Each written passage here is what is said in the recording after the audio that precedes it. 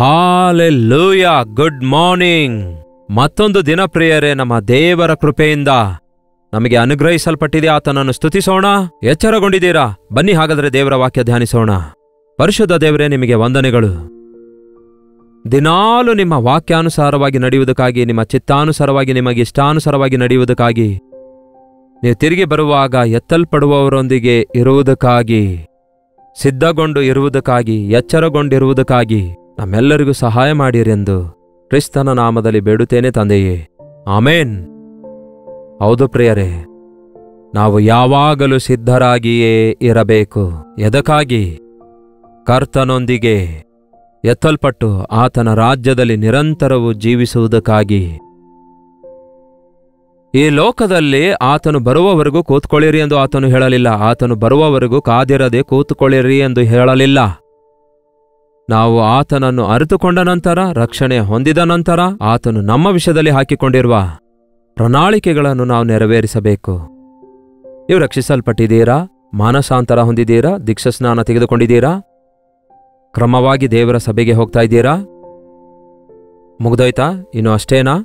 ಆಧ್ಯಾತ್ಮಿಕವಾಗಿ ಬಲಗೊಳ್ಳಬೇಕು ಪ್ರಿಯರೇ. ಒಂದು ಚಿಕ್ಕ ಶಿಶು ಹೇಗೆ ದಿನೇ ದಿನೇ ಬೆಳೆದು ಜ್ಞಾನವನ್ನು, ವಿಶೇಷ ಶಿಕ್ಷಣೆಯನ್ನು ಹೇಗೆ ಹೊಂದಿಕೊಳ್ಳುತ್ತದೋ ಹಾಗೆ ನಾವು ಕೂಡ ಆಧ್ಯಾತ್ಮಿಕವಾಗಿ ಬೆಳೆಯಬೇಕು. ಒಂದು ಗಿಡ ಬೆಳೆದು ದೊಡ್ಡದಾದ ಮೇಲೆ ಏನಾಗುತ್ತದೆ? ಫಲ ಕೊಡುತ್ತೆ.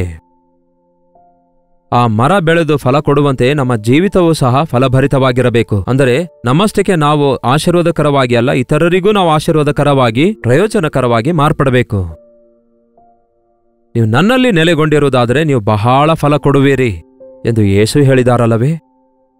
ನಾನೇ ದ್ರಾಕ್ಷಬಳ್ಳಿ, ನೀವು ಕೊಂಬೆಗಳು. ನೀವು ನನ್ನಲ್ಲಿ ನೆಲೆಗೊಂಡಿರುವುದಾದರೆ ಫಲಿಸುತ್ತೀರಿ ಎಂದು ಯೇಸು ಹೇಳಿದ್ದಾರೆ. ನಮ್ಮ ಜೀವಿತದಲ್ಲಿ ಫಲಗಳಿವೆಯಾ? ಆತ್ಮನ ಫಲವಿದೆಯಾ? ಪ್ರೀತಿ, ಸಂತೋಷ, ಸಮಾಧಾನ, ದೀರ್ಘಶಾಂತಿ, ಒಳ್ಳೆತನ, ನಂಬಿಕೆ, ದಯೆ, ಶಮೆ ದಮೆ, ಹಾಗೆಯೇ ಸಾತ್ವಿಕತ್ವ, ಸಮೇದಮೆ ಎಂಬ ಈ ಫಲ ನಮ್ಮಲ್ಲಿ ಕಾಣಿಸುತ್ತಿವೆಯಾ? ಯಾಕೆ ಕ್ರೈಸ್ತರಲ್ಲಿ ಇನ್ನೂ ಫಲಭರಿತವಿಲ್ಲದ ಕ್ರೈಸ್ತಿಯ ಜೀವಿತ ಹೊಂದಿಕೊಂಡಿದ್ದಾರೆ? ಯಾವಾಗೆಲ್ಲ ನಾವು ಫಲಿಸಬೇಕು ಎಂದು ಆಶಿಸುತ್ತಿದ್ದೇವೋ ಅವಾಗೆಲ್ಲ ನಾವು ಮೇಲಿನ ಮೇಲೆ ಶೋಧನೆಗೆ ಗುರಿಯಾಗ್ತಿದ್ದೇವೆ. ಸೈತಾನನು ನಾವು ಫಲಿಸಲಾರದಂತೆ ಆಟಂಕಪಡಿಸಲು ಅವನು ತನ್ನ ಪ್ರಯತ್ನ ತಾನು ಮಾಡುತ್ತಾನೆ. ಅದಕ್ಕೆ ಅವನ ಕುರಿತು ಎಚ್ಚರವಾಗಿರಬೇಕು, ಅವನನ್ನು ಎದುರಿಸಬೇಕು. ಬನ್ನಿ ಒಂದು ವಚನ ನೋಡಿಕೊಳ್ಳೋಣ. ಪರಮಗೀತೆ 2ನೇ ಅಧ್ಯಾಯ, ಅದರಲ್ಲಿ 15ನೇ ವಚನ ಓದುತ್ತಿದ್ದೇನೆ, ಕೇಳಿರಿ. ನಮ್ಮ ದ್ರಾಕ್ಷ ತೋಟವು ಹೂವು ಬಿಟ್ಟುಕೊಂಡಿವೆ. ನಮ್ಮ ದ್ರಾಕ್ಷೆ ತೋಟವು ಹೂವು ಬಿಟ್ಟುಕೊಂಡಿವೆ. ಒಂದು ಮರ ಫಲ ಕೊಡುವುದಕ್ಕಿಂತ ಮುಂಚೆ ಹೂ ಬಿಡುತ್ತೆ. ಹಾಗೆ ಹೂ ಬಿಟ್ಟ ನಂತರ ಅವು ಕಾಯಾಗಿ, ಆನಂತರ ಹಣ್ಣಾಗಿ ಮಾರ್ಪಡ್ತವೆ. ಸೊ ನಮ್ಮ ದ್ರಾಕ್ಷ ತೋಟ ಅನ್ನುವಾಗ ಇಲ್ಲಿ ಸ್ಪಿರಿಚುವಲ್ ಆಗಿ ಅರ್ಥ ಮಾಡಿಕೊಳ್ಳೋದಾದರೆ ನಮ್ಮ ಹೃದಯಗಳು ಕ್ರಿಸ್ತನಲ್ಲಿ ಹೂವಾಗಿವೆ. ಬಹಳಷ್ಟು ಜನರಿಗೆ ನಮ್ಮಲ್ಲಿ ಆಸೆ ಉಂಟಾಗುತ್ತೆ, ಪರಿಶುದ್ಧರಾಗಿ ಬದುಕಬೇಕೆಂದು, ಕ್ರಿಸ್ತನ ಪ್ರೀತಿಯಲ್ಲಿ ನಿಲ್ಲಬೇಕೆಂದು, ಆತನ ಸಾಕ್ಷಿಗಳಾಗಿರಬೇಕು, ಆತನಿಗೆ ಇಷ್ಟಕರವಾಗಿರಬೇಕು, ಆತನ ಗುಣಗಳು ನನ್ನಲ್ಲಿ ಇರಬೇಕು, ಆತ್ಮನ ಫಲ ಹೊಂದಿದವನಾಗಿರಬೇಕೆಂದು ಆಸೆ ಇರುತ್ತೆ. ಹೌದೋ ಇಲ್ಲವೋ? ಎಷ್ಟೋ ದಿನಗಳಿಂದ ವಾಕ್ಯ ಕೇಳ್ತಿರುವ ನಿಮಗೆ ನಿಮ್ಮ ಹಳೆ ಸ್ವಭಾವದಿಂದ ಬಿಡುಗಡೆ ಹೊಂದಬೇಕೆಂಬ, ಪರಿಶುದ್ಧರಾಗಿ ಬದುಕಬೇಕೆಂಬ ಆಸೆ ಇಲ್ಲವೋ? ಅದೇ ಹೂ ಬಿಟ್ಕೊಳ್ಳೋದಂದ್ರೆ ಪ್ರಾರಂಭವಾಗಿದೆ ಎಂದರ್ಥ.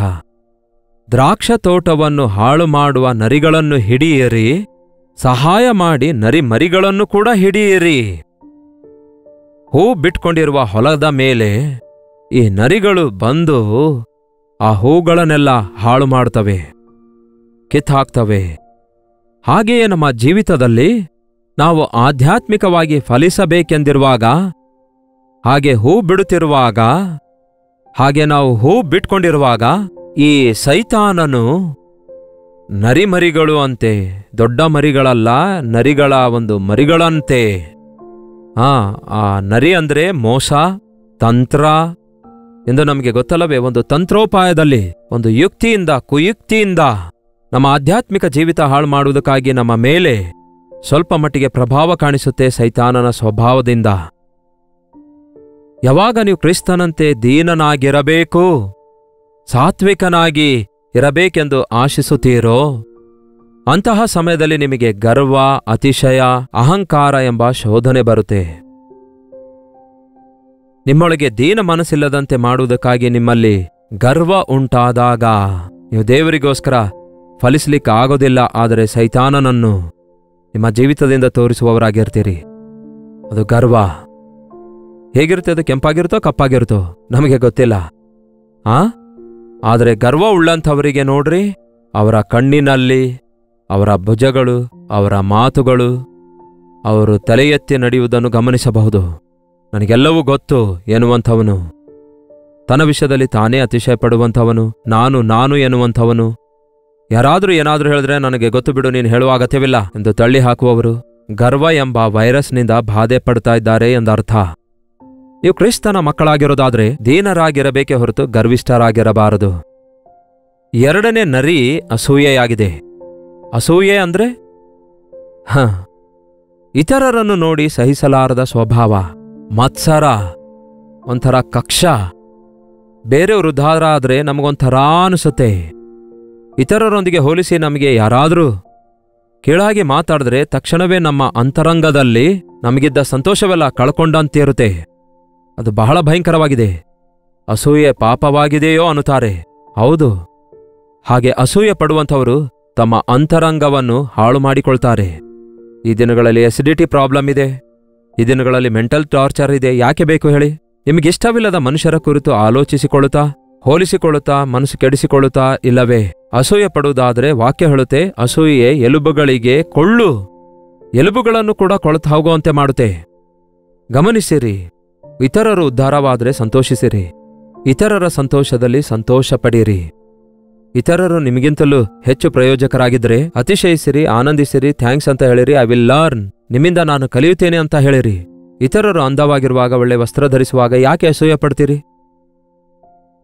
ನಿಮ್ಮ ಮಕ್ಕಳು ಚೆನ್ನಾಗಿ ಅಲಂಕಾರವಾಗಿ ಒಳ್ಳೆ ವಸ್ತ್ರ ಧರಿಸಿ ಮುದ್ದಾಗಿ ಕಾಣಿಸಿದ್ರೆ ನೀವೇನ್ ಮಾಡ್ತೀರಿ? ಅಸೂಯೆ ಪಡ್ತೀರೋ? ಸಂತೋಷ ಪಡ್ತೀರಲ್ಲವೇ? ಹಾಗೆಯೇ ದೇವರ ಮಕ್ಕಳಾಗಿರುವ ನಾವು ಯಾರನ್ನೇ ಆಗಲಿ ಒಳ್ಳೆ ಕಣ್ಣಿನಿಂದ ನೋಡುವವರಾದದ್ದರಿಂದ ಇತರರ ಕುರಿತಾಗಿ ಅಸೂಯೆ ಪಡಬಾರದು, ವಿಮರ್ಶಿಸಬಾರದು. ಇವೇ ನಮ್ಮ ಜೀವಿತದಲ್ಲಿ ನರಿಗಳಾಗಿವೆ. ನಮಗೆ ಪ್ರೀತಿ ಇಲ್ಲದಂತೆ ಮಾಡುವುದು ಅಸೂಯೆಯಾಗಿದೆ. ಇನ್ನೊಂದು ಕೋಪವಾಗಿದೆ. ಕೋಪ ಪಾಪವಾಗಿದೆಯೋ? ಹೌದು. ಕೋಪವು ಮನಸ್ಸನ್ನು ಹಾಳು ಮಾಡುತ್ತೆ, ಮನುಷ್ಯರನ್ನೂ ಹಾಳು ಮಾಡುತ್ತೆ. ಕೋಪಗೊಳ್ಳಬೇಕು, ಆದರೆ ಪಾಪ ಮಾಡಬಾರದು. ನಿಮ್ಮ ಕೋಪ ಸೂರ್ಯಾಸ್ತಮನದವರೆಗೂ ಇರಬಾರದು. ನೀವು ಯಾರ ಮೇಲೆ ಕೋಪಗೊಳ್ತೀರೋ ಅವರ ಬಳಿಗೆ ಹೋಗಿ ಕ್ಷಮಾಪಣೆ ಕೇಳುವುದನ್ನು ಕಲಿಯಬೇಕು. ತಪ್ಪುಗಳ ವಿಷಯದಲ್ಲಿ ಹೊರತು ಸ್ವಾರ್ಥತೆಯ ವಿಷಯಗಳಲ್ಲಿ ಕೋಪ, ನಿಮಗೆ ಯಾರೋ ಏನೋ ಅಂದಿದ್ದಕ್ಕೆ, ನಿಮ್ಮ ಅಹಂಭಾವ ಮುಟ್ಟಿದ್ದಕ್ಕೆ ಕೋಪಗೊಳ್ಳುವುದಾದರೆ ನರಿ ನಿಮ್ಮ ಹೃದಯದೊಳಗಡೆ ತೂರಿಕೊಂಡಿದೆ ಎಂದರ್ಥ. ನಿಮ್ಮನ್ನು ವಿಮರ್ಶಿಸುವವರ ವಿಷಯದಲ್ಲಿ ಕೋಪಗೊಳ್ಳಬಾರದು. ಅವರು ನಿಮಗೆ ಫೀಸ್ ಇಲ್ಲದೆ ಪರೀಕ್ಷಿಸುವಂತಹ ಡಾಕ್ಟರ್ಗಳಂತಿದ್ದಾರೆ, ಅವರಿಗೆ ಥ್ಯಾಂಕ್ಸ್ ಹೇಳ್ರಿ. ಹಾಗಾಗಿ ಯಾವಾಗ ನಾವು ಈ ಕೋಪಕ್ಕೆ ಬದಲಾಗಿ ದಯೆ ಉಳ್ಳವರಾಗಿರುತ್ತೇವೋ, ಒಳ್ಳೆಯತನ ಉಳ್ಳವರಾಗಿರುತ್ತೇವೋ, ನಮ್ಮ ಜೀವಿತದಲ್ಲಿ ನಾವು ಫಲಿಸುತ್ತೇವೆ, ಕ್ರಿಸ್ತನ ಸ್ವಭಾವ ತೋರಿಸುತ್ತೇವೆ. ಮತ್ತೊಂದು ನಮ್ಮ ಜೀವಿತದಲ್ಲಿ ತೋರಿಕೊಳ್ಳುವಂಥದ್ದು ಯಾವುದೆಂದರೆ, ನಮಗೆ ದೇವರು ಎಲ್ಲವನ್ನೂ ಕೊಟ್ಟ ನಂತರ, ನಮಗೆ ಸಮೃದ್ಧಿ ಉಂಟಾದ ನಂತರ ತಿಂಡಿಗೆ ಬಂದಿಗಳಾಗುತ್ತಾರೆ. ಹೊಟ್ಟೆ ಬಾಕತನವು ಕೂಡ ತಪ್ಪೆ ಪ್ರಿಯರೇ. ಹೌದು, ಬದುಕುವುದಕ್ಕಾಗಿ ತಿನ್ನಬೇಕೇ ಹೊರತು ತಿನ್ನುವುದಕ್ಕಾಗಿಯೇ ಬದುಕಬಾರದು. ತಿಂಡಿಯನ್ನು ಜಯಿಸದೇ ಇರುವವನು ಆಧ್ಯಾತ್ಮಿಕ ಜೀವಿತದಲ್ಲಿ ಅಭಿವೃದ್ಧಿ ಹೊಂದಲಾರನು. ತಿಂಡಿಯ ಆಸೆಯನ್ನು ತೋರಿಸಿತಾನೆ ಆದಾಮ ಹವ್ವರನ್ನು ಬೆಳೆಸಿದ್ದು ಸೈತಾನನು. ತಿಂಡಿಗೋಸ್ಕರ ತಾನೇ ಒಂದು ಹೊತ್ತಿನ ಆಹಾರಕ್ಕಾಗಿ ತಾನೇ ಚೊಚ್ಚಲತನವನ್ನು ಮಾರಿಕೊಂಡ ಏಸಾವನು ಭ್ರಷ್ಟನಾದನಲ್ಲವೇ?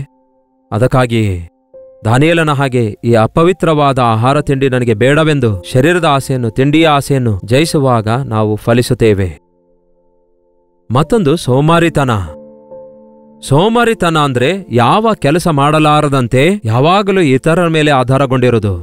ಅವನವನು ತನ್ನ ಭಾರವನ್ನು ಹೊರಲಿ ಎಂದು ವಾಕ್ಯ ಹೇಳುತ್ತದೆ. ಒಬ್ಬನು ಇನ್ನೊಬ್ಬನ ಭಾರ ಹೊರಬೇಕೆಂದು ಸಹ ವಾಕ್ಯ ಹೇಳುತ್ತೆ. ನೀವು ಕರ್ತನನ್ನು ಅರಿತವರಾಗಿರೋದಾದರೆ ಇತರರ ಭಾರ ಹೊರುವಂತವರಾಗಿರುತ್ತೀರಿ ಹೊರತು ಇತರರಿಗೆ ನೀವು ಭಾರವಾಗಿರೋದಿಲ್ಲ. ಅದಕ್ಕೆ ಪೌಲನು ಹೇಳ್ತಾನೆ, ಕೆಲಸ ಮಾಡದೇ ಇರುವವನು ಊಟ ಮಾಡಬಾರದೆಂದು. ಕೆಲಸ ಮಾಡುವುದಕ್ಕಾಗಿಯೇ ದೇವರು ನಮ್ಮನ್ನು ಸೃಷ್ಟಿಸಿದ್ದಾರೆ. ಕೆಲಸ ಮಾಡುವಾಗ ಒಳ್ಳೆ ಆರೋಗ್ಯ ಇರುತ್ತೆ, ನಮಗೆ ನಮ್ಮ ಅವಯವಗಳೆಲ್ಲ ಚೆನ್ನಾಗಿ ಕೆಲಸ ಮಾಡ್ತವೆ.